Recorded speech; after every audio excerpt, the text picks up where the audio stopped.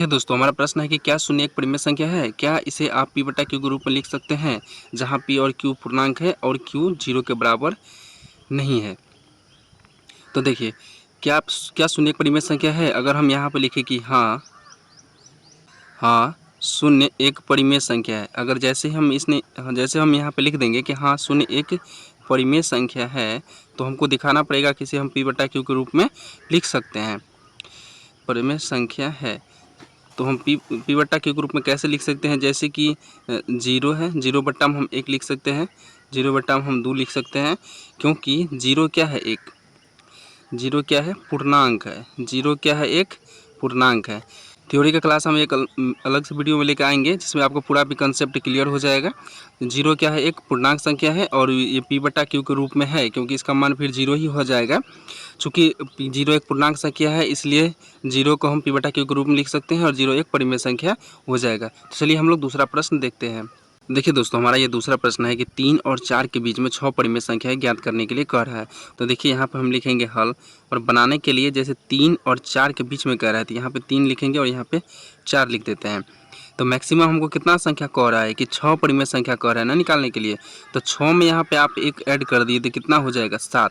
मतलब कि जितना संख्या कहेगा ना ज्ञात करने के लिए, उसमें आप एक ऐड कर दीजिए और उतना बट्टा में फिर लिख करके उससे गुना कर दीजिए। देखिए, क्योंकि अगर हम इसमें 3 में 7 बटा 7 से गुना करेंगे तो कोई फ़र्क नहीं पड़ेगा। क्यों नहीं पड़ेगा? क्योंकि ये 7 से 7 कट जाएगा, 1 हो जाएगा, और 1 से अगर हम 3 में भी गुना करेंगे तो 3 ही होगा, तो उससे कोई फ़र्क नहीं पड़ेगा। तो चलिए हम यहाँ इसमें 7 बटा 7 से हम क्या करते हैं, इसमें गुना लगा देते हैं। 7 बटा 7 यहाँ भी लिखेंगे और 7 बटा 7 हम यहाँ भी लिखेंगे। अब इसको आप यहाँ पे गुना कर दीजिए, देखा कितना हो जाएगा? 7 या 21 बट्टा 7 हो जाएगा, और ये कितना हो जाएगा? 7 चौका 28 बट्टा में 7 हो गया है। अब देखिए इस दोनों के बीच में कितना कितना परिमेय संख्या हो सकता है। जैसे 21 बट्टा 7 है, तब इससे आगे आप लिखना शुरू कर दीजिए। 22 बट्टा 7 लिख दीजिए, फिर आप 23 बट्टा 7 लिख दीजिए, फिर 24 बट्टा 7 लिख दीजिए, फिर आप 25 बट्टा 7 लिख दीजिए और 26 बट्टा 7 लिख दीजिए। एक यहाँ पे हो जाएगा 27 बट्टा में 7, क्योंकि यहाँ पर 28 बट्टा 7 तो लिखा हुआ है। 28 बट्टा 7 यहाँ पे लिखा है और 21 बट्टा 7 यहाँ पे। तो 22 से हम आगे लिखना शुरू करेंगे तो 22 बट्टा 7, 23 बट्टा 7, 24 बट्टा 7, 25 बट्टा 7, 26 बट्टा 7 और 27 बट्टा 7। देखिए 1 2 3 4 5 6, तो ये इसके बीच का 6 परिमेय संख्या आ चुका है। अगर यहीं पे लिखा रहता है कि 7 परिमेय संख्या ज्ञात करना है, तो इसको हम क्या करते कि 7 प्लस में 1 कर देते, हो जाता 8, और 8 बट्टा में हम फिर लिख देते 8।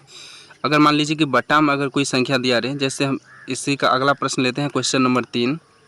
तो देखिए हमने तीसरा प्रश्न लिख लिया है कि 3 बटा 5 और 4 बटा 5 के बीच मतलब 5 परिमेय संख्या हमको ज्ञात करना है। इससे पहले जो बट्टा में नहीं था, जैसे कि 3 और 4 के बीच में कह रहा था 5 या 6 परिमेय संख्या ज्ञात करने के लिए, हमने वो सवाल पहले सोल्व कर लिया है। तो चलिए अभी इस सवाल को हम कैसे हल करेंगे। तो यहाँ भी 3 बटा 5 है और यहाँ पे 4 बट्टा में 5 है। इसके बीच हमको कितना परिमेय संख्या कह रहा है कि 5 परिमेय संख्या कह रहा है। आपको इस पर ध्यान देना है।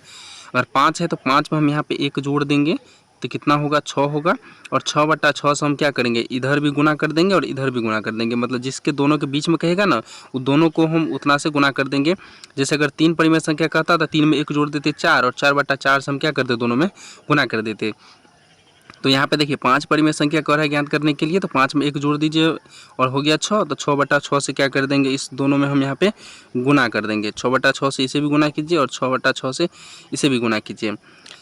देखिए ये हो जाएगा कितना? 6 त्रिक 18, 18 बटा 6 हो गया, और यहाँ पे हो जाएगा 6 चौका 24, 24 बट्टा हो जाएगा क्या? 6 पंचे 30 हो जाएगा। तो अब देखिए यहाँ पे 18 से आगे लिखना शुरू कर दीजिए। 18 बट्टा 6 है ना, तो इससे आगे आप लिखना इससे, सॉरी यहाँ पे 6 पंचे 30 होगा, हमने छतरी का 18 कर दिया है। 6 पंचे 30 हो जाएगा, यहाँ पे 6 पंचे 30 यहाँ भी होगा। अब आगे देखिए, तो यहाँ पे 18 बट्टा 30 है, तो यहाँ पे 18 से आगे लिखना आप शुरू कर दीजिए। ये हो जाएगा 19 बट्टा में 30, यहाँ पे हो जाएगा 20 बट्टा में 30, ये हो जाएगा 21 बट्टा में 30, ये हो जाएगा 22 बट्टा में 30, और ये होगा 23 बट्टा में 30। तो देखिए हमको कह रहा था 5 परिमेय संख्या ज्ञात करने के लिए, तो 18 ये तो है 18 बट्टा 30, 30 का आया गुना करके, उससे आगे हम लिखना शुरू करेंगे तो 19 बट्टा 30, 20 बट्टा 30, 21 बट्टा 30, 22 बट्टे 30 और 23 बट्टे 30। तो देखिए 1 2 3 4 5 5 परिमेय संख्या आ गया। ये तो इसका गुना ही हुआ 18/30 और 24/30, तो इसके बीच में ये 5 परिमेय संख्या आ चुका है। किसी भी दो संख्या के बीच में अनगिनत परिमेय संख्या होता है, लेकिन अगर जितना हमको निकालने के लिए कहेगा ना उसमें जितना कहेगा, जैसे 5 कह रहा है तो 5 में 1 जोड़ के 6 हम बना दिए और 6/6 से दोनों को हम गुना कर दिए। अगर यहीं पर 7 पूछता तो 7 + 1 करके 8/8 से दोनों में गुना कर दिए। अगर 9 पूछता तो 9 में 1 जोड़ के 10/10 करके मतलब दोनों में फिर गुना कर देते। इतना दिमाग में रखिए, जितना संख्या कहेगा ना उसमें एक ऐड करके दोनों में फिर से गुना कर देना है, और जितना आएगा ना उससे आगे आपको लिखना है, और जो आएगा लास्ट में उससे पहले एक, जैसे कि 24/30 है तो यहाँ पे हम 23/30 लिए हैं।